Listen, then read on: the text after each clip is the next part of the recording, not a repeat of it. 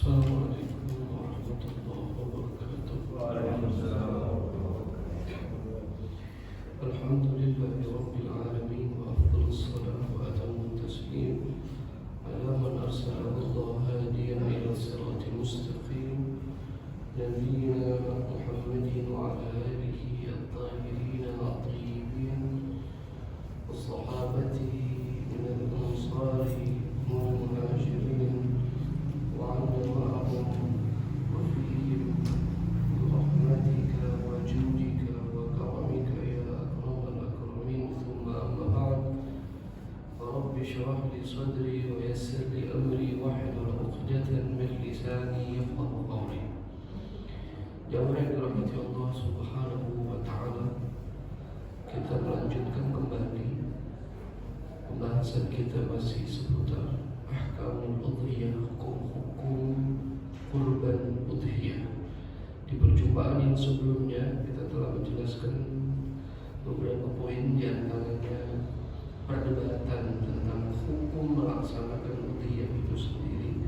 Ada yang mengatakan wajib, ada yang mengatakan sunnah, dan mayoritas berpendapat itu sunnah. Lalu di poin selanjutnya telah kita jelaskan sunnah yang dimaksud adalah sunnah muakkadah alal kifayah, yaitu kesunahan yang jika dikerjakan oleh salah satu daripada keluarga mengcover tuntutan kesunahan pada keluarga tersebut. Dan sudah dijelaskan apa maksud daripada mengcover tersebut, bukan mengcover amal tetapi mengcover tuntutan kesunahan kepada yang lain. Itu kemarin macam apa kita jelaskan. Nanti jika ada hal yang masih janggal silakan ditanyakan kembali berkaitan masalah-masalah tersebut. Selanjutnya, wal mukhatabu biha al-muslimu al-balighu al-aqil al-mustati'. Adapun mereka yang dituntut kesunahan melakukan udhiyah kurban ini ada kriterianya, atau secara bahasa yang sederhana, syarat-syarat disunnahkan orang berudhiyah. Siapa orang yang disunnahkan berudhiyah itu? Jika tidak terpenuhi syarat ini, maka tidak disunnahkan berudhiyah, maka tidak perlu berudhiyah, gitu ya. Karena tidak akan sah udhiyahnya. Syarat yang pertama adalah al-mukhatabu biha al-muslim, tentu orang yang beragama Islam. Ya, maka sebab itu nanti siapapun orang yang ingin berkurban namun dia bukan orang beragama Islam, tidak dituntut untuk berudhiyah kurban, maka udhiyahnya tidak mungkin sah.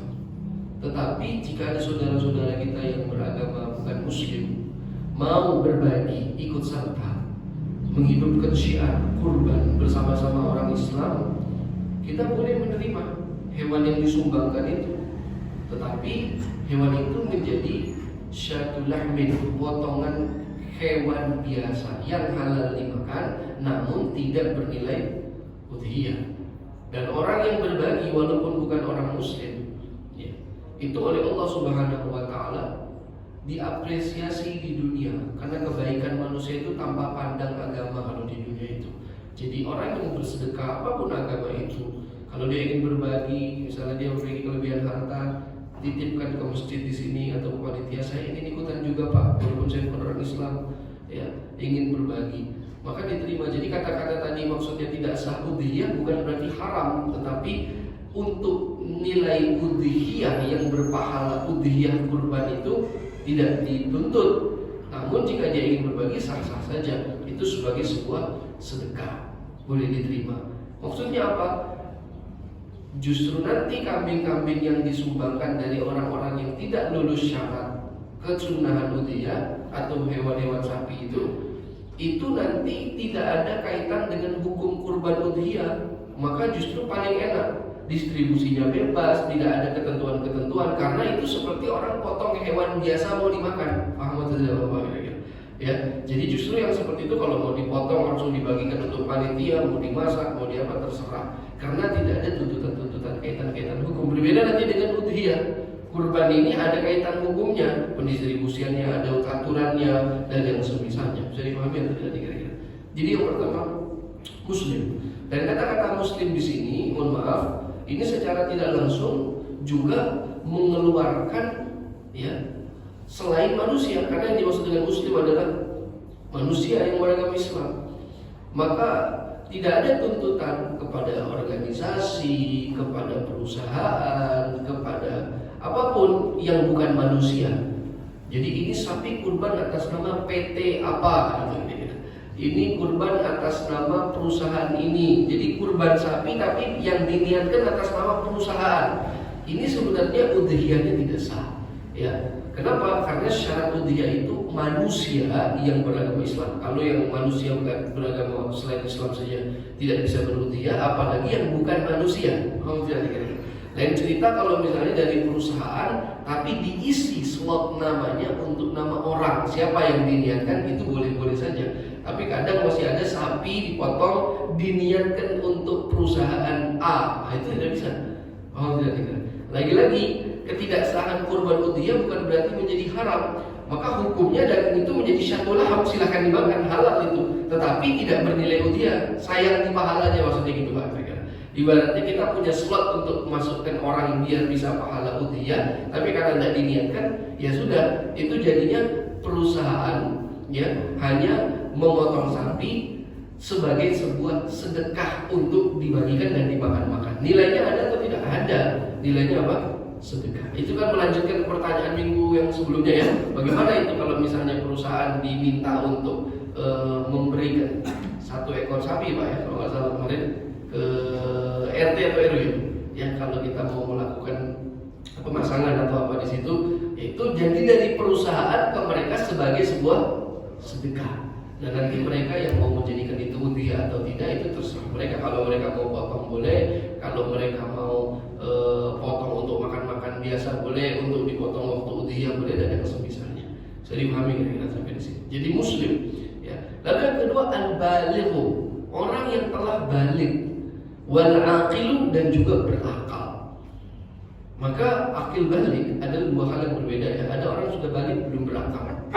Ada umurnya 20 tetapi akalnya tidak seperti orang yang normal. Ada orang sudah berakal tapi belum balik.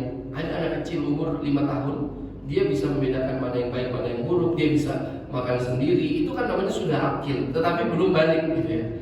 Jadi syaratnya adalah akil dan juga balik. Jadi akil artinya berakal, sudah sehat, sempurna. Balik itu sudah mencapai kepada usia dewasa 15 tahun ke atas, atau di bawah 15 tahun, di atas 10 tahun jika sudah ada tanda-tanda balik seperti keluarnya mani atau darah haid yang telah keluar kalau wanita. Ini disebut dengan balik. Oleh sebab ini nanti ada pertanyaan yang, bagaimana Ustaz jika saya hanya memiliki kemampuan berudhiyah 1 ekor kambing? Kalau saya niatkan udhiyah atas nama anak saya. Nah, ini di sini sudah terjawab sebenarnya. Karena ketuntutan udhiyah itu kepada diri orang masing-masing yang lulus syarat. Anak-anak bapak yang masih belum balik, kalau diudhiyahkan sah-sah saja, boleh orang tua yang mau udhiyahkan. Namun sebenarnya tidak dituntut bagi mereka untuk berudhiyah. Yang dituntut itu yang sudah dewasa. Maka lebih afdol berudhiyah atas nama diri sendiri ketimbang atas nama anak. Walaupun setiap tahun terulang seperti itu. Paham tidak nih? Karena kan ada yang sistemnya gini, giliran tahun lalu bapaknya, tahun besok anaknya, ibunya, dan gantian. Sebetulnya lebih afdol itu kalau kita mampunya 1, ya setiap tahun atas nama kita saja, diri sendiri, ya, yang lebih afdol seperti itu. Karena tuntutannya itu kepada kita dulu. Kalau kita mampu 2, baru kita kasih kita dan istri. Mampu 3, baru sama anak. Jadi tidak usah digilir. Tapi kalaupun digilir boleh-boleh saja. Namun dari segi etika kesunahan ini kurang sempurna. Jadi kalau dari segi etika kesunahan itu yang tepat, kalau kita hanya mampu 1, seperti zakatul fitri. Seorang bapak punya istri dan anak 2 misalnya.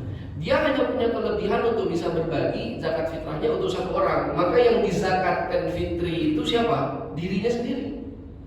Berarti dia tidak mengeluarkan zakat istrinya dan anaknya. Kalau dia hanya mampu 1 misalnya, pas-pasan Ustaz, saya punya kelebihan harta untuk mengeluarkan zakat fitrah. Tetapi hanya untuk satu orang, ya sudah, diri kita yang wajib kita keluarkan. Istri nanti, kalau bisa 2 ya sama istri, kalau bisa 3 ya sama anak, dan begitu seterusnya. Sering pahami ya? Kenapa? Apalagi kalau anaknya belum balik, Pak. Karena anak yang belum balik itu belum butuh pahala. Yang butuh pahala itu kita yang sudah balik, yang ada dosanya ini. Ya. Anak yang belum balik itu belum dikhitab itu belum turun titah perintah Tuhan kepada mereka. Makanya kan mereka belum wajib sholat, belum wajib puasa, belum wajib apa. Ya. Tetapi kalau ayahnya mau mengudiakan boleh, jika ada kelebihan. Jadi udia atas nama diri, atas nama anak, misalnya ada banyak kambingnya gitu kan, itu lebih afdal. Tapi kalau cuma mampu 1, lebih afdal kita berudia atas nama diri kita sendiri. Ya, saya tanpa mengurangi rasa hormat bagi yang punya kebiasaan setiap tahun giliran juga boleh, tetapi etika kesudahannya kurang tepat. Paham tidak kira-kira? Ya, saya selalu mengatakan al-kayyisu man amara al-awqat bima yunasibuha min ibadah. Orang yang pintar itu adalah orang yang mengerti mendudukkan ibadah itu sesuai dengan kebutuhannya. Karena kalau cuma euforia saja kita salah mendudukkan. Paham tidak? Ibaratnya yang butuh pahala itu kita, bukan anak kita. Anak kita belum butuh pahala, Pak. Karena dia pun tidak ada dosanya. Belum balik itu orang belum butuh pahala. Titah Tuhan belum ada sama mereka. Jadi titah Tuhan itu khitab maksudnya, ya, dari titah perintah Tuhan atau firman itu memerintahkan apakah yang wajib, apakah yang sunnah kepada orang yang sudah akil dan balik. Maka yang masih kecil itu belum ada tuntutan. Lain cerita kalau zakatul fitri, titahnya turunnya ke bapaknya, makanya wajib dikeluarkan bukan karena si anak itu wajib, tetapi bapaknya wajib mengeluarkan. Tapi kalau kurban udhiyah, ini kesunahan dititahkan kepada setiap person, kepada setiap individu. Maka yang belum berakal dan belum balik itu tidak kena hukum, diminta oleh Tuhan, walaupun boleh-boleh saja. Jelas atau tidak dia Bapak? Ya, itu yang kedua. Lalu selanjutnya juga dikatakan orang itu diperintahkan sunnah kurban udhiyah adalah wa an takuna fadilatan an hajatihi wa hajati man yu'ammimu li'annaha naw'u sadaqah. Orang itu memiliki kelebihan harta. Orang itu memiliki kelebihan. Kelebihannya untuk kebutuhan pokok dirinya dan orang lain yang wajib dinafkahi oleh dia. Kalau dia menjadi kepala rumah tangga, kalau dia tidak menjadi kepala rumah tangga, kelebihan untuk dirinya saja. Kelebihan dari apa? Dari kebutuhan pokok. Ya. Wa yanbaghi an takuna fadilatan an yaumil id. Standar kelebihannya itu dianggap bagaimana? Kalau sudah punya kelebihan lebih daripada kebutuhan pokok untuk di malam hari raya dan di hari rayanya. Jadi misalnya kebutuhan malam hari raya dan hari raya sudah tercukupi, lalu saya punya uang lebih. Jadi lebihnya itu gimana cara berhitung? Dianggap lebih itu kalau kebutuhan pokok saya di malam hari raya dan di hari raya itu sudah terpenuhi, lalu ada kelebihan dan kelebihannya bisa dipakai buat beli kambing, ya, maka ini hukumnya barulah saya terkena sunnah udhiyah. Ya. Tapi kalau misalnya tidak ada kelebihan, contohnya tidak ada kelebihan bagaimana? Kebutuhan pokok memang sudah terpenuhi, uang ada, namun uang tersebut harus membayar hutang. Faham tidak? Atau uang tersebut jatuh tempo untuk bayar A, B, C, dan D di bulan ini, termasuk hutang. Hutang itu kan ya cicilan, ya hutang ya apa macam-macam, orang kan beda-beda itu. Ya. Jadi saya sih punya Ustaz 15 juta sekarang. Cuman nanti saya harus bayar ini 3 juta, harus bayar ini 5 juta, harus bayar ini. Ya kalau di total jadinya nggak ada lagi 15 juta itu. Maka orang ini tidak dianggap memiliki kelebihan. Berarti dia tidak dituntut untuk berkorban udhiyah. Makanya mohon maaf, sebenarnya kurang tepat kalau orang memaksakan diri berhutang beli hewan kurban untuk berkorban. Kenapa? Karena gini, ibadah itu akan bernilai ibadah jika memang sesuai dengan apa yang diperintahkan oleh Tuhan. Tuhan memerintahkan beribadah bagi yang mampu di sini. Maka yang tidak mampu beribadahnya dengan cara tidak memaksakan diri. Kalau tidak demikian, jadi kita harus melihat perintah Tuhan ini secara holistik. Jangan melihat secara Jangan melihat secara ya kurban itu ibadah gitu kan. Lihat dari sisi-sisi yang lain. Contoh misalnya gini, ada orang beribadah dengan baca Quran. Ada kadang-kadang beribadah jangan baca Quran. Tidak perlu baca Quran itu ibadah gitu kan. Contoh misalnya, kalau kita lagi sholat berjamaah, sholat yang jahar, imam baca surat setelah Al-Fatihah. Qul a'udzu birabbin nas. Itu sunnahnya kita dengerin, bukan baca. Maka saat kita membaca justru jadi nggak ibadah. Pada saat kita diem nggak baca malahan jadi ibadah. Itu kan kecerdasan di dalam memahami hal-hal yang seperti itu harus dihadirkan di dalam setiap peribadatan. Jadi jangan kita nanti euforia mau kurban ngutang. Padahal bagi Anda yang tidak mampu beribadah di sini caranya dengan tidak berkurban Anda beribadah. Mau tidak dikatakan. Dan bagi yang mampu dengan berkurban Anda beribadah. Jadi diproyeksikan dengan proyeksi yang berbeda-beda oleh Allah Subhanahu wa taala. Ya, orang yang haji saja tidak boleh kok berhutang untuk memaksakan diri. Ya, padahal haji itu kan wajib. Udhiyah ini sunnah. Maka kalau ada kekurangan kita harus bayar hutang dan semisalnya, tidak tertuntut udhiyah. Jadi tidak perlu memaksakan diri.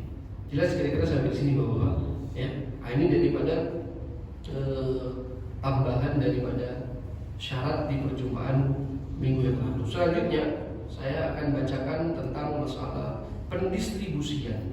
Ya, sedikit kita tambahkan pendistribusian di dalam hewan kurban. Ingat ya, yang sudah sah jadi kurban udhiyah. Adapun yang tadi tidak lulus syarat seperti dari atas nama perusahaan dan misalnya, maka nggak usah ngomongin syarat pendistribusian, bebas. Mau dimakan, mau dibagi-bagi, mau apa terserah, itu sah-sah saja. Selanjutnya, wala ya'kulu minal udhiyatil mandhurah, dan tidak boleh dimakan daging daripada hewan udhiyah yang wajib, yang dinazarkan, atau yang wajib seperti udhiyah atas nama orang yang sudah meninggal. Walaupun dengan perbedaan pendapat yang saya sudah jelaskan di perjumpaan sebelumnya. Ya, andai saja bapak-bapak ikut pendapat yang mengatakan saya ikut pendapat ulama yang membolehkan berudhiyah atas nama orang yang telah meninggal tanpa syarat wasiat. Karena kan sebagian mensyarati harus ada wasiat. Kalau tidak ada wasiat, menurut pendapat yang satu tidak boleh. Pendapat mayoritas mengatakan sah. Anggap saja bapak-bapak ikut kepada pendapat mayoritas yang mengatakan boleh berudhiyah atas nama mayit, dan fakta lapangannya memang orang berudhiyah atas nama mayit banyak sekali, kan gitu. Nah, ini termasuk daripada kurban wajib. Jadi kurban atas nama mayit itu dia dikategorikan sebagai udhiyah wajibah, kurban udhiyah wajib. Seperti kurban nazar. Saya bernazar jika nanti saya diterima di perusahaan ini, maka gaji pertama saya besok langsung saya pakai buat beli kambing untuk udhiyah. Misalnya gitu kan, itu nazar namanya. Nah, kasus-kasus nazar atau udhiyah atas nama mayit tadi itu namanya kurban wajib. Yang mana konsekuensi daripada kurban wajib itu yahrumu alaihi, haram bagi dia an yakula minal lahm al-udhiyah, makan daripada daging udhiyah. Tidak boleh dimakan, haram. Ya. Wa 'ala man talzamuhu nafaqatuhu, dan terhadap keluarga dia yang dinafkahi oleh dia juga haram. Jadi orang yang ada di rumah itu pun tidak boleh mengambil dan mengkonsumsi walaupun satu potong daging dari kurban wajib tersebut. Bisa dipahami tidak kira-kira? Ya. Fa in akala min dzalika syai'an, jika dia memakan kurban wajib tersebut, gharimahu, maka dia dianggap mencuri. Dia dianggap mencuri dan memakan daripada hasil curian, walaupun kurban dia. Tapi kalau kurban wajib, apa yang harus dilakukan? Ya. Kalau kurban wajib itu harus didistribusikan, didistribusikan secara keseluruhan kepada orang fakir saja. Jelas sudah kira-kira. Jadi kurban wajib apakah nazar atau atas nama orang mati itu dagingnya didistribusikan 100% kepada orang fakir. Jadi walaupun distribusi ke orang lain, kalau tidak fakir juga tidak boleh. Harus orang fakir. Walaupun nanti definisi fakir itu para ulama berbeda-beda. Kita bisa mencari ruang keluasan di dalam mendefinisikan fakir versi ini. Jadi masih gampang lah. Tetapi intinya setidaknya harus orang fakir 100%. Jadi tidak boleh ambil, Pak. Ya, saya yakin banyak sekali yang di sini kurban nazar. Ya, pusatnya bukan di sini, tetapi di kita ini ya, di Indonesia. Ada yang nazar, ada yang atas nama orang mati, tetapi masih makan daging gitu. Dia ambil masih makan. Ya, karena tidak bisa membedakan itu. Jadi harus didistribusikan 100%. Tidak boleh dimakan. Bisa dipahami sampai sini kira-kira? Ya. Adapun kalau kurban sunnah itu kurban yang bukan dinazarkan, bukan atas nama orang mati, ya kurban kita yang normal. Asal hukumnya kan kurban sunnah. Ya. Kalau kurban sunnah, wa yut'imul fuqara'a wal masakina minal muslimina 'ala sabili tasadduqi min udhiyati tatawwu'i ba'daha wujuban. Kalau kurban sunnah ada distribusi wajib, ada distribusi sunnah. Distribusinya terbagi menjadi dua.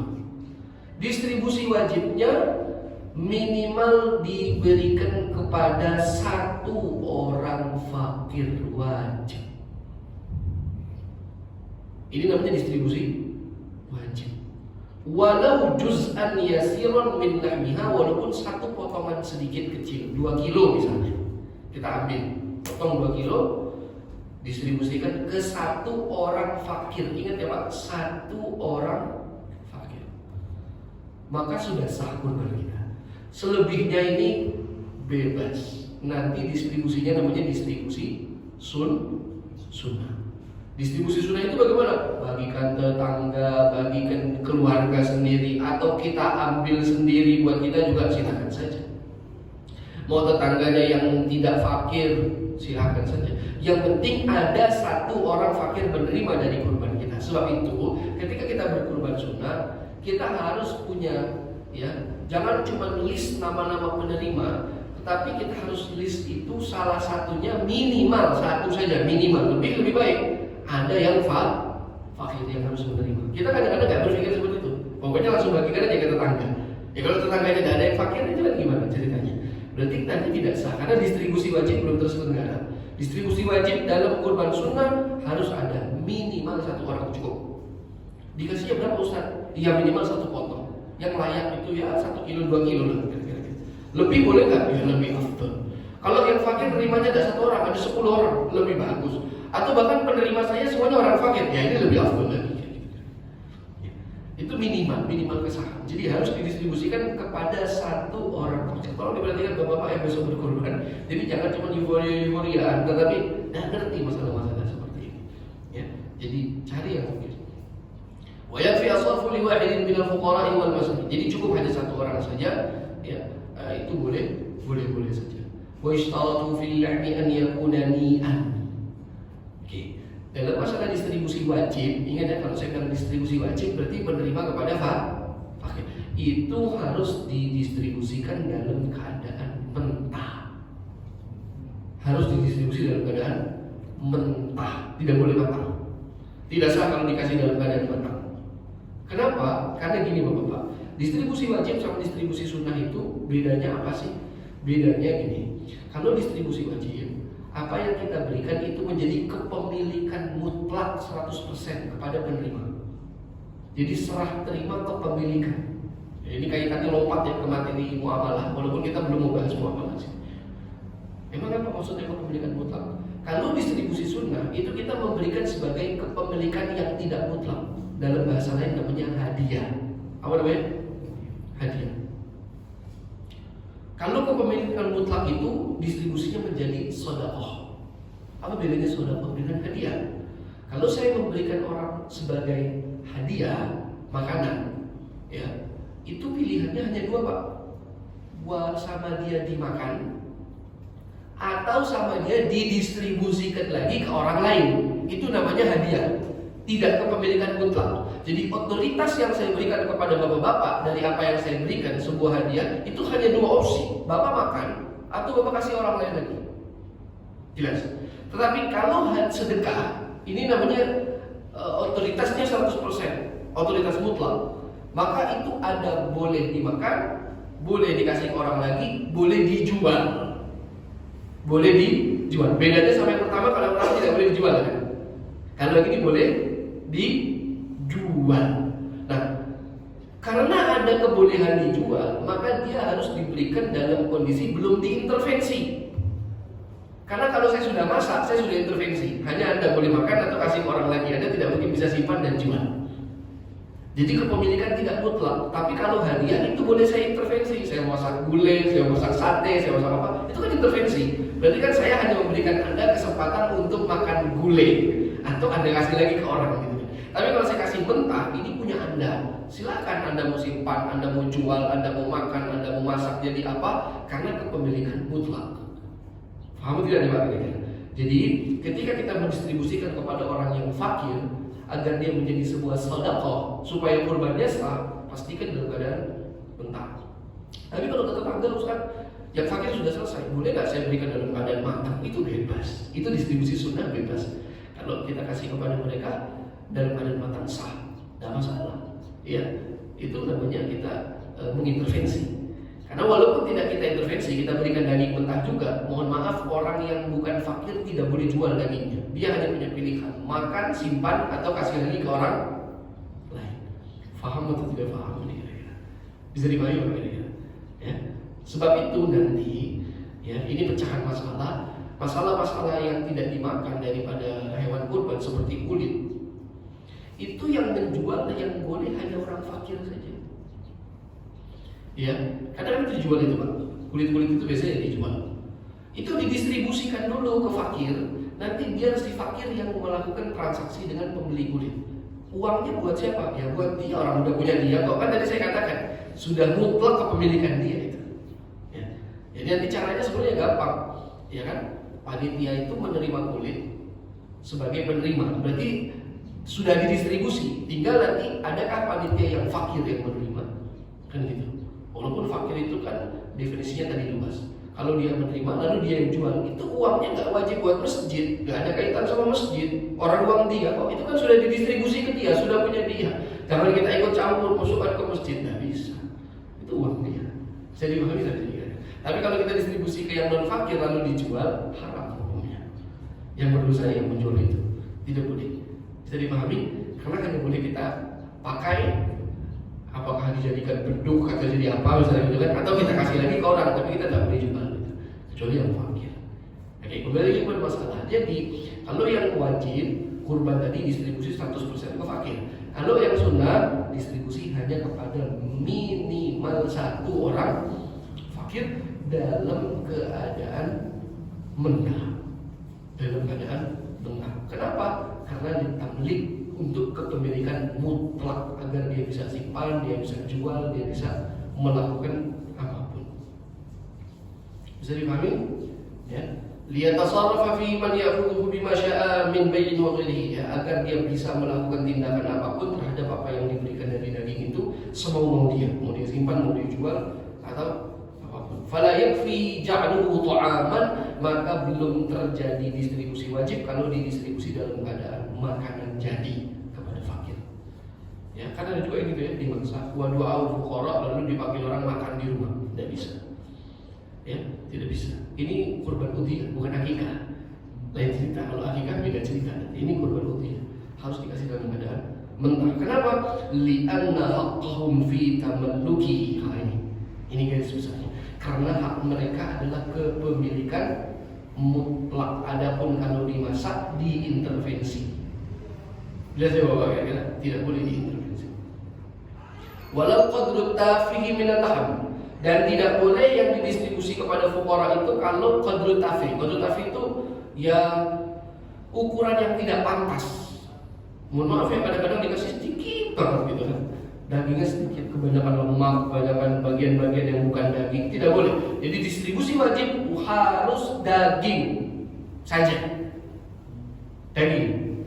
Jadi yang dikasih ke fakir itu justru yang tidak boleh diganggu gugat daging. Dan tidak boleh tafih. Tafih itu dikit, makanya saya bilang paling nggak 2 kilo lah Pak. Kalau kambing kita 40 kilo, 2 kilo itu kita ambil kasih satu orang fakir. Jelas tidak dikasih. Kalau dikasihnya sedikit banget gitu kan. Ini mau nggak ada ususnya juga, mau nggak ada, ya nggak boleh. Daging yang dikasih gitu. Oh tidak. Justru kalau yang penerimanya non fakir bebas mau dikasih apapun sah-sah saja. Tapi kalau yang fakir wajib menerima daging saja. Itu harus diperhatikan baik-baik. Jadi nanti bilang sama panitia kalau bapak-bapak di masjid. Karena panitia ini kan kadang-kadang cuma otodidak, tetapi teori tidak mau mengetahui semuanya. Pak mohon ya Pak, nanti punya saya, walaupun Pak, saya serahkan pendistribusian ke panitia, salah satu penerimanya pastikan ada yang fakir gitu kan. Dan jangan dikasih sedikit, dan fakir pastikan dia dapat daging 2 kilo paling sedikit, bilang aja gitu kan. Ya, sehingga dia nanti tanggung jawab. Tapi kalau kita serahkan kayak gitu aja, tidak tahu yang terima siapa itu. Yang terima siapa. Selebihnya silakan bapak panitia boleh atur lah. Ya. Silakan bapak panitia boleh atur. Tapi pastikan satu orang fakir ada yang menerima. Itu untuk memastikan kesahan. Jadi kami sampai sini bapak-bapak kira-kira. Ya. La ilaha illallah. Selanjutnya saya tambahkan sedikit. Wa ya'kulu min al-udhiyati al-mutatawwi' biha ayyun dabulahu dzalika qiyasan ala haddi tatawwi' ats-tsabit bi qoulihi ta'ala ila akhirih. Nah, kalau yang distribusi sunnahnya sebagian boleh kita makan. Sunnah sebagian daging kurban, orang yang berkurban sunnah memakan daging kurbannya sendiri. Sunnah, ya. Walaupun disunahkannya tidak banyak, ya. Paling maksimal para ulama mengatakan sunnah itu 1/3. Jadi 1/3. Makanya sepertiga ini kan pembagian yang paling gampang ya. 1/3 kasih fakir, berarti bukan cuma satu orang yang terima, beberapa orang. 1/3 distribusi kepada yang non fakir, tetangga, kerabat. 1/3 kita simpan buat diri kita dan keluarga di rumah. Ya, tapi kalau Nabi Muhammad SAW itu hanya mengambil 1 potong untuk dirinya. Kalau kurban sunnah, 1 potong untuk dirinya. Itu pun yang diambil bagian hati Pak, kabin. Hatinya saja yang diambil, lalu dipotong sama Rasulullah, diambil itu yang buat dimakan sama diri sendiri. Selebihnya sama Nabi Muhammad didistribusikan semuanya. Ya kalau misalnya bapak-bapak mau ngambil buat makan juga boleh.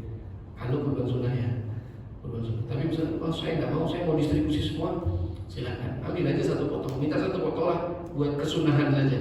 Ya formalitas kesunahan, minta 1 potong, nanti dimasak atau apa dimakan. Silakan. Yang afdalnya tidak lebih dari 1/3 atau hatinya saja. Ya. Ini sesuai dengan firman Allah, fakulu minha wa at'imul ba'isal faqira dalam surat Al-Hajj. Allah katakan silakan kalian ambil makan dan didistribusikan sisanya kepada orang-orang fakir. Bisa dipahami atau tidak? Ya. Nah, ini tambahan yang bisa saya tambahkan. Masih banyak sebenarnya masalah udhiyah, tetapi ini waktu yang tidak memungkinkan. Saya rasa tinggal beberapa hari lagi. Nanti kalau ada pertanyaan saya silakan. Silakan Pak. Sementara ini ada yang mau bertanya, menambahkan. Silakan Pak. Ini dari sisi transaksi jual belinya, Ustaz. Iya. Saya dengar biasanya orang-orang tua kami, gitu. Jadi apakah memang seperti transaksi jual beli yang memang harus istilahnya disunahkan, kan memang ada tawar-menawar. Ada yang mengatakan memang untuk rupiah ini itu adalah kita taksir angkanya berapa, cenderung untuk tidak ditawar. Nah itu satu ya. Terus yang kedua, tadi kaitannya terhadap kulit, terhadap kulit. Nah ini juga masih dilematis juga untuk yang melaksanakan apa istilahnya jagal itu kan biasanya nerima. Penerimanya itu kalau nggak kulit kepala kan. Iya. Ya kan? Kalau tadi kulit clear ya. Iya. Nah tinggal yang kepalanya nih. Iya. Kalau memang kepala kan ada orang khususnya yang mengolah. bisa mengolah Iya. dan mendistribusikan lagi. Iya, Pak. Nah itu dua itu dulu. Iya. Mungkin yang lain masih Iya, ada. iya. Dan Terima kasih. mungkin seperti itu. Terima kasih. Iya. Terima kasih. Yang pertama dulu saya jawab secara singkat. Sebenarnya itu tidak ada Pak peraturan hukum yang mengatur tentang kalau kurban jangan ditawar misalnya. Tetapi itu sebagai tradisi yang cukup baik menurut saya, ya, mengkiaskan kepada amal-amal yang seperti itu sebaiknya ya tidak usah ditawar-tawar kan kira-kira seperti Iya. itu. Tetapi apakah ada ketentuan? Tentu tidak ada. Jadi hukum jual beli memang asalnya tawar menawar itu dibolehkan, tasamu kan gitu. Karena asas dalam jual beli itu urusannya jual beli itu tasamu. Karena kan kita akan menjadikan kambing itu apa setelah kita beli dulu. Iya. Jadi gak ada kaitannya. Boleh aja habis saya beli, saya mau langsung potong, gak jadi kurban besok, mau potong sekarang gitu kan. Nah, jadi niat setelah kita membeli dan pada saat membeli kita jual beli sah-sah saja. Kalau kita menawar boleh. Jadi tidak mengurangi kesempurnaan. tidak ada sama sekali. Itu saya rasa tradisi yang cukup baik sebagai sebuah apa kan ada sebagai orang tua dulu kan gitu ya Pak, Iya. mengagungkan sebuah peribadatan sehingga sampai mereka jaga betul kan gitu. Ya, seperti itu. Itu nggak masalah. Yang kedua, ini bagus ya. Gimana itu kalau masalah kulit sama kepala atau yang kaki misalnya atau apalah misalnya kan gitu. Jadi gini, saya bacakan dulu. Ini cukup panjang sedikit. Saya tahu tuh 2 menit 3 menit boleh ya Pak ya. Wala yabi'u minal udhiyati syai'an. Ini garis besarnya, tidak boleh menjual satupun bagian dari hewan kurban oleh yang berkurban. Yang berkurban tidak boleh menjual. Ayyahrumu alaihi dzalika wala yasri. Kalau dia jual menjadi haram, sudah dosa, kurbannya tidak sah lagi. Haram, dosa, dan kurbannya tidak sah. Apakah itu kurban wajib ataupun itu kurban sunnah? Jadi pahami sampai di sini. Ya. Kenapa? Karena nanti hewan kurbannya jadi dianggap cacat. Karena berkurban itu kan 100% sempurna hewannya. Kalau saya jual, berarti kan sebenarnya yang saya kurbankan kambing tanpa kulit. Karena kulitnya kan saya jual, gitu kan? Seakan-akan kita berkurban kambing tidak punya kulit, itu kan menjadi tidak sah secara syarat hewannya kan gitu. Ya. Atau kambing tanpa kepala kalau kita jual, ya. Itu tidak boleh. Ya. Hanya boleh sama dia dipakai atau didistribusi. Kalau dia mau pakai silakan saja, ya kan? Atau didistribusi. Tetapi kalau dia dijual itu tidak boleh. Ya. Nah, bagaimana kaitannya dengan penjaga yang menerima kulit? Ini bisa menjadi sah, bisa menjadi tidak, Pak. Tergantung. Makanya kenapa saya baca yang itu dulu. Yang tidak boleh itu dijual. Maka kalau kita menjadikan itu sebagai distribusi yang kita berikan kepada penjaga, jangankan kulit dan kepala, sama dagingnya lagi kita tambahkan, sah-sah saja. Oh jadi gitu. Karena kita dianggap mendistribusikan dan penerima distribusi kita salah satunya si penjaga. Yang tidak boleh kalau kita menjadikan itu sebagai upah. Nah, kalau kita menjadikan itu sebagai upah, berarti kita menjual kulit kita dengan jasa potongnya dia. Oh tidak ada. Itu beda-beda tipis Pak. Sebab itu kalau kita mau kasih itu hak kita, tapi dia tidak punya hak untuk menetapkan kulit ini apa. Kalau dia menetapkan, saya mau potongin tapi saya kulit sama kepala, berarti kan jadinya apa itu? Upah, ajar namanya, bayaran dia kan gitu. Tapi kalau misalnya dia bayarannya sudah jelas, saya sekali potong 200.000 kata dia gitu misalnya. 1 ekor kambing misalnya, saya nggak tahu ya berapa upah potong, tapi anggap saja, ini mohon maaf kalau salah gitu ya. 200.000 misalnya, 1 kepala kambing 200.000. Oke. Berarti kalau kita nggak kasih kulit, nggak kasih kepala, dia nggak masalah kan? Karena upah sudah jelas di awal. Tapi setelah dia potong, kita bilang gini, Pak mau kulit nggak sama kepala? Saya kasih buat Bapak. Oh mau Pak, saya terima juga. Di luar 200.000. Karena upah 200.000. Ini kulit dan kepala sebagai apa sekarang? Hadiah, distribusi. Kamu tidak dikira-kira. Kalau itu boleh. Jadi beda-beda tipis itu. Jadi kita tidak perlu khawatir masalah kulit, kepala dan yang semisalnya. Hanya saja jangan dijadikan sebagai upah. Ya, ini kata-kata jelas wala yajuzu bai'uhu, dia tidak boleh dijual, wala ijaratu, atau dijadikan sebagai upah ya, nanti upah terhadap penjaga itu. Ya, karena itu menjadi jual beli. Rasulullah katakan man ba'a jilda udhiyatihi fala udhiyata lahu. Barang siapa yang menjual kulit kurbannya, maka kurbannya tidak sah, haram hukumnya dan tidak sah. Jadi tetap kita kasih ke penjaga, Dengan catatan sejak awal kita sudah berbicara sama penjaga, Pak, upahnya berapa?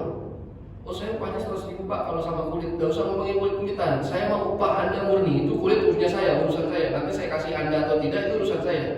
Ya kan? Oh ya kalau misalnya upah saja, tanpa ada embel-embel, ya 200.000, ya sudah itu upah Anda ya 200.000. Selebihnya kulit mau kita kasih dia boleh, kita kasih orang lain boleh, kepala kita kasih dia boleh, dan sudah boleh. Jelas tidak dipakai. Jadi tipis bedanya di dalam angkatnya saja, seperti itu. Jadi panitia harap hati-hati ya. Jangan mau nanti sama penjaga tawar menawar itu agak murah potongnya tapi dijanjikan kulit kepala, nggak bisa. Bapak tidak usah ngomong kulit kepala, itu bukan hak bapak. Jatah upah bapak berapa, jasa potong itu berapa, yang jelas saja. Ada pun nanti kami kasih atau tidak itu urusan kami. Ini distribusi, bukan jual beli. Kalau kita mau jual beli tidak sah kurbannya. Seperti itu kira-kira. Terima kasih Pak pertanyaannya. Cukup jelas ya. Insyaallah. Ada pertanyaan lain? Silakan. Kan tadi pertanyaan Bapak. Waktu itu jadi panitia kurban juga di sana ya. Nah, jadi kalau yang terkait kepala sama kulit nih dari panitia kayak melempar kayak transaksional gitu Mas Robi. Langsung udah di tag gitu. Siapa yang mau kulit? Siapa yang mau kepala? Langsung absen. Kepala kambing ini saya, kepala kambing ini saya, kayak langsung absen. Nah, hasil penjualannya itu nanti dikasih ke fakir miskin gitu uangnya. Itu pertanyaan pertama, itu apakah sah kurbannya atau gimana, boleh atau enggak gitu ya. Pertanyaan kedua, tadi yang kayak kurban wajib tuh Pak, kemarin hari Minggu saya ada ikut kajian juga di masjid. Kata Pak Ustadznya, jadi kalau misalkan tadi kalau kita kurban wajib itu kan nggak boleh kita makan ya dagingnya ya. Jadi kalau kata Pak Ustadz, gimana biar kalau kita kurban itu nggak jatuhnya wajib, jadi katanya dia harus kita niatkan sunnah gitu, baru biar dagingnya bisa kita makan gitu. Kalau kita cuma ngasih ini saya kurban, nah itu terhitung wajib gitu katanya Pak Ustadz. Nah itu benar apa enggak? Oke, terima kasih. Bagus pertanyaan. Yang pertama secara singkat, ini masih ada waktu boleh Pak ya? Buat menjawab ini boleh guys? Oke. Yang pertama itu sah Pak. Sah yang pertama, karena sudah didistribusi, bukan transaksional. Iya kan? Walaupun sesama panitia yang menerima, itu kan sudah didistribusi. Karena kan yang menerima bukan orang yang mengorbankan kambing tersebut. Oh tidak dikatakan. Panitia itu kan penyelenggara saja, yang berkurban kan bukan panitia. Jadi walaupun panitia memberikan ke panitia, itu sebenarnya sudah dianggap yang mengorbankan kambing mendistribusikan kepada panitia. Jelas tidak? Oke. Malah dijual oleh dia, walaupun nanti perdebatannya di sini apakah yang menjual itu orang fakir atau bukan. Nah, ya kan? Tapi saya katakan tetap sah karena ada perspektif dalam mazhab Hanafi yang sangat memudahkan dalam hal ini. Kalau memang untuk orientasinya didistribusikan lagi nilai uangnya kepada fakir, maka sah boleh. Itu aman seperti itu insyaallah. Ya, jadi didistribusikan kepalanya ngambil ini, kulitnya ngambil itu, dijual, terus uangnya dikasih ke fakir gitu kan. Itu yang benar. Yang kedua, ini memang masalah takyin namanya Pak. Saya sengaja nggak bahas di sini. Kalau ada salah mulai yang sebelumnya saya bahas atau tidak itu ya. Saya sengaja tidak bahas karena pasti nanti semua kurban kita tidak sah dan ternyata kita semuanya makan daging haram. Apakah di sini bapak-bapak pernah berkurban ngomong kurban sunnah? Semua ngomong apa? Kurban. Ya. Itu perspektif mazhab Syafi'i. Saya pastikan yang ngomong itu ustadznya mazhab Syafi'i. Itu perspektif mazhab Syafi'i konservatif lagi. Ya. Kenapa? Memang dalam mazhab Syafi'i konservatif itu ada pendapat kalau orang berkurban tidak menggunakan embel-embel sunnah di dalam melafazkannya, maka otomatis kurbannya jadi kurban wajib, dianggap seperti nazar. Jadi kalau misalnya bapak ditanya beli kambing, Pak itu apa? Ini kambing kurban saya, otomatis jadi wajib gitu. Otomatis jadi wajib. Itu dalam mazhab Syafi'i konservatif seperti itu. Ya. Walaupun yang mengatakan itu nggak paham apa yang terjadi gara-gara omongan itu. Kalau bahasa redaksinya gini, wa bi mujarradi hadzal lafaz yahrumu alaihi wa ala man talzamu nafaqatuhu an yata'atu syai'an minha. Saya hafal betul redaksi itu. Karena apa namanya itu polemik setiap tahun. Jadi dan ketika gara-gara dia ngomong ini kurban saya, salah ngomong enggak pakai embel-embel sunnah, saat itu jatuh hukum jadi kurban wajib bagi dia dan keluarganya haram dimakan. Nah, Bahkan mazhab Syafi'i konservatif mengatakan gini, walaupun orang itu bilang, tapi kan maksud saya itu kan kurban yang kayak orang-orang beli dimakan. Saya kan nggak ngerti kan gitu kayak gitu. Wala yuqbalu qawluhu, tidak diterima omongan itu. Maksudnya Pak, tidak ada kompensasi. Jadi walaupun dia salah ngomong, itu jatuh hukum. Ekstrim ini Pak, ekstrim. Jadi dalam mazhab Syafi'i konservatif, kalau mau makan dagingnya harus dari awal dibilang ini kurban sunnah. Sunnah itu dipertegas. Kalau tidak ada kata-kata sunnah, kurban saja jatuh ke hukum wajib. Apa Pak dalilnya? Saya tidak ngomong dalilnya lagi. Bahkan saya mundur lebih jauh lagi. Perdebatan di dalam dalil bermetodologi dalam mazhab Syafi'i itu, ya, mereka lebih condong menggunakan kaidah al-ibratu bil alfadhi la bil ma'ani. Yang menjatuhkan hukum itu adalah lafaz bukan maksud. Makanya kan orang coba ngomong cerai sama istrinya, talak gitu kan. Walaupun bercanda, itu jatuh hukumnya. Karena nggak dilihat maksudnya bercanda, yang dilihat adalah lafadznya itu. Lafadznya. Itu mazhab Syafi'i itu. Ciri-ciri mazhab Syafi'i konservatif seperti itu Pak. Makanya dalam mazhab Syafi'i konservatif, transaksi muamalah hari ini itu tidak sah. Mana ada orang di warteg minta nasi sama tempe Pak, bapaknya ngasih.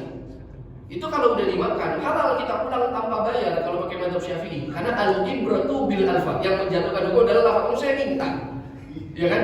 Bu, kasih air jeruk hangat, kasih air jeruk hangat, dikasih sama ibunya. Berarti ini gratis. Oh tidak dikira-kira. Ya. Nah, mazhab yang lain, terutama Hanafi, itu lebih mencondongkan kaidah al-ibratu bil ma'ani la bil alfaz. Yang menjatuhkan hukum itu dianggap karena maksudnya bukan lafaznya. Dan itu hari ini yang kita lakukan. Ya kata ibu-ibu di warung makan itu, ya walaupun Anda bilang minta dan saya kasih, maksudnya Anda beli, saya jual kan gitu. Maka jatuh hukum. Sehingga pendapat itu saya beberapa tempat saya tidak lagi mau menjelaskan itu karena takut membuat pusing jamaah. Karena yang terkena hukum adalah, maksud saya jamin orang-orang yang bilang ini kurban, saya mau beli hewan kurban, pasti di kepala dia bukan kurban wajib. Pasti maksudnya dia kurban yang bisa dia makan juga kayak orang-orang. Oh tidak dikira-kira. Maka jatuh hukumnya tetap kurban sunnah. Tapi kalau bapak-bapak pengen ikut pendapat mazhab Syafi'i konservatif, monggo silakan. Walaupun itu berat. Silakan. Untuk hati-hati. Itu 5 tahun lalu saya masih ngajarin yang model kayak gitu di beberapa tempat. Tapi saya lihat kayaknya kalau dipaksakan orang semuanya kayak gini, kesian. Karena ada yang bilang, Ustaz saya udah terlanjur waktu bilang kemarin waktu ngasih ke masjid, ini kurban saya, ini kurban atas nama saya, tidak pakai embel-embel sunnah. Tapi kan saya juga pengen makan. Haram Pak, itu pakai mazhab Syafi'i itu. Mazhab Syafi'i konservatif itu haram. Ya, tetapi belakangan ini saya sudah mencoba meninggalkan pendapat itu di dalam menjelaskan ke masyarakat umum awam. Ya, karena dalilnya cukup kuat juga kok, mazhab Hanafi dan mayoritas ulama. Ya, yang dilihat adalah maksud. Karena kalau kita mau pakaian itu, jangan cuma yang itu yang dipakai di warung, di supermarket. Kita kan juga tidak pernah pakai itu kan. Saya beli, saya jual. Itu nggak ada dalam mazhab Syafi'i itu harus Pak. Saya beli tisu ini, saya jual tisu ini 5.000, saya terima. Ada nggak yang kayak gitu sekarang? Ya kan? Kadang-kadang kita nggak pakai ngomong, cuma taruh doang. Tit, ya kan? Keluar angkanya sekian puluh ribu, bayar kembali. Nggak ada sama sekali ngomong, nggak ada ijab kabul atau ngomongnya nggak jelas. Ya kan? Ada lagi, Mbak mau itunya dong, mau itunya, mau loh, bukan beli. Mau itu lafaz hibah, lafaz meminta, dan lafaz diberikan, tidak perlu bayar. Kalau mazhab Syafi'i, habis mau tarik lari nggak bayar, nggak dosa Pak. Ya kan? Dibawa ke hakim pengadilan, kalau hakimnya bermazhab Syafi'i, Bapak tidak jadi tersangka. Iya, karena Anda mencuri, tidak Pak, Pak Hakim saya tidak mencuri. Bagaimana Anda tidak mencuri? Tanyakan sama dia, apa yang saya katakan? Mau, terus dikasih. Ya sudah, Anda bebas kan gitu kira-kira. Tapi kalau hakimnya mazhabnya Hanafi, kalau hakimnya bermadzhab Hanafi, ya Anda ini maksudnya kan mau beli, bukan mau minta. Jelas ya Pak ya? Jelas ya? Sama satu lagi Pak. Oke. Kayak tadi kan dibilang kalau kita kurban 2 kilonya buat yang wajib itu ya, yang kafir. Nah selama ini kan kalau panitia kan nggak tahu nih Pak Ustaz. Apalagi udah campur-campur tuh dagingnya ya. Ada berapa ini daging kambing yang ini, sapi yang ini gitu kan. Nah itu gimana Pak Ustaz? Hukumnya kita kan, aduh gimana nggak? Kalau kurban kita kan kita ada meeting tuh kan. Iya, betul. Itu panitia kan perlu kecerdasan ya. Panitia ini perlu pemahaman. Ingat ya, panitia itu nggak wajib Pak, dalam Islam nggak ada ceritanya masjid harus bikin panitia, itu kan sunnah, membantu saja itu. Sebenarnya kurban itu yang lebih afdal di rumah masing-masing. Sunnahnya itu bukan di masjid, nggak ada itu tradisi sunnah kurban di masjid dalam literasi fikih itu nggak ada ceritanya. Kecuali imam itu ya raja, presiden, gubernur, kepala daerah, ya itu untuk menghidupkan syiar. Tetapi kalau orang masyarakat umum itu kurban itu sunnahnya di rumah masing-masing. Nah, ada pun panitia ini inisiatif, ini kan hanya membantu saja. Maka kita kalau ingin membantu, tidak punya kompetensi, ini kan tidak usah bantuin orang. Karena nanti bukan yang bantu, malah menyalahkan kan gitu. Tapi gini, lagi-lagi saya mencari jalan keluar yang paling gampangnya gini Pak. Oke, kalau tercampur itu kayak gimana? Saya jamin dalam semua penerima kurban di kampung itu, ya semuanya mesti bisa dikategorikan sebagai fakir. Berarti kita nanti melihat memperluas definisi fakirnya. Karena lagi-lagi kalau pakai mazhab Syafi'i, nyari fakirnya Pak yang harus tidak punya aset, tidak punya pendapatan, kan susah. Iya kan? Tapi kalau kita lari ke definisi fakir versi yang lain, mazhab Hanbali misalnya. Kalau mazhab Hanbali itu, saya kurs ke uang rupiah hari ini, kalau Hanbali bilang gini, yang miskin itu adalah orang yang tidak punya tabungan stay 10 juta. Udah banyak gak kira-kira ketemu itu? Lumayan, oh tidak kira-kira. Ya kan? Jadi tabungan yang stay Pak ya, bukan yang dipakai. Tabungan yang tidak dipakai 10 juta. Kalau dia di bawah itu namanya fakir. Oh tidak kira-kira. Jadi kalau punya tabungan cuma 5 juta, nggak nambah-nambah. Oke, kan?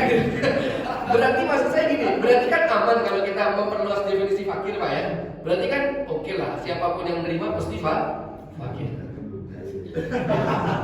Bapak yang lebih parah lagi dalam mazhab Hanafi, ini lebih parah lagi. Saya jamin kalau mazhab Hanafi kita semuanya fuqara. Dalam mazhab Hanafi orang fakir itu gampang. Mereka yang belum wajib mengeluarkan zakat mal dengan hitungan punya tabungan di atas nisab. Nisab itu berapa? Kalau hari ini misalnya 1 juta 1 gram, bahkan lebih ya, anggap saja 1 juta. 85 juta, punya nggak tabungan 85 juta stay, bukan dipakai Pak ya kira-kira. Yang tidak punya tabungan 85 juta yang stay, bukan uang yang kita pakai ya, bukan gaji. Kalau gaji tapi kita pakai itu kan bukan tabungan ya. Berarti kita fakir. Berarti banyak nggak fakir kira-kira begitu kira-kira? Kalau Hanafi itu gampang, Hanafi itu nggak ada gap Pak. Anda kalau nggak kaya miskin, udah itu aja. Nggak ada tengah-tengah kalau Hanafi. Kaya sama Hanafi adalah orang yang wajib mengeluarkan zakat mal. Berarti kan dia punya emas atau punya uang 85 juta yang stay selama 1 tahun minimal. Kalau Anda cuma 50 juta tabungan Anda, kata Hanafi apa? Miskin kamu. Fakir ya. Berarti kalau kita menggeser definisi fakirnya, kekhawatiran tadi terselesaikan. Insya Allah yang menerima semuanya lulus syarat fakir kan gitu. Oke, aman ya Pak ya? Aman kira-kira seperti itu. Saya rasa itu tambahan. Cukup ya? Cukup ya?